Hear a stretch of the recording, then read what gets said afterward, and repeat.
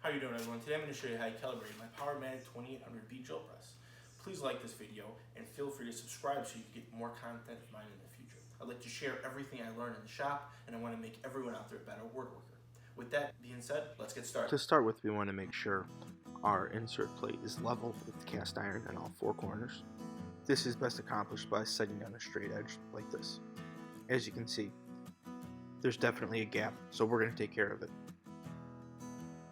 This adjustment is easily made at the bottom of the table, where you have 4 Allen bolts locked in place with retaining nuts. To start with, we're going to loosen the nuts so we can adjust the Allen bolts.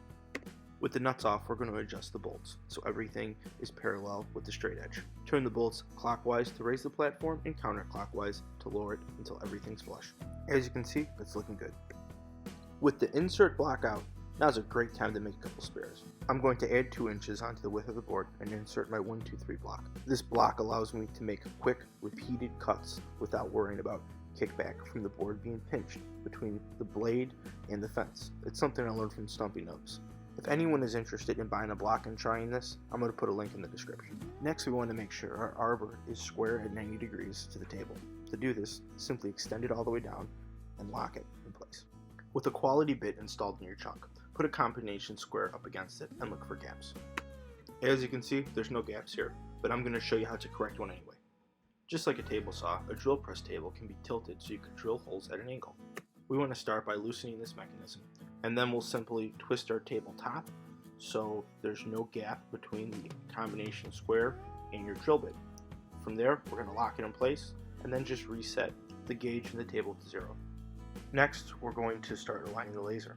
To do this, grab a piece of trim and mark a 90-degree line on it. Then flip the board up and align the center of the line with the center of your drill bit.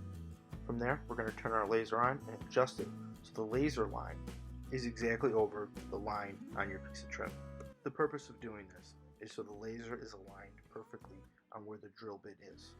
Now that the lasers are aligned with the center of the hole, all we have to do is adjust your crosshairs. Lay your board down flat, mark where the center of a hole would be if it was to drill one, and adjust the laser on the right side of the press so the crosshairs line up with the center of the hole. With everything aligned, let's drill a hole and see how it does. Now that's what I call dead center and an accurate drill press.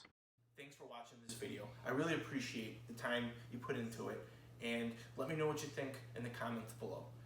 I want to know any problems you have, any issues, so I can help you with my experience, get better as a woodworker, and overcome some of these issues, and us as a community come together to help take care of any problems we have with a press like this.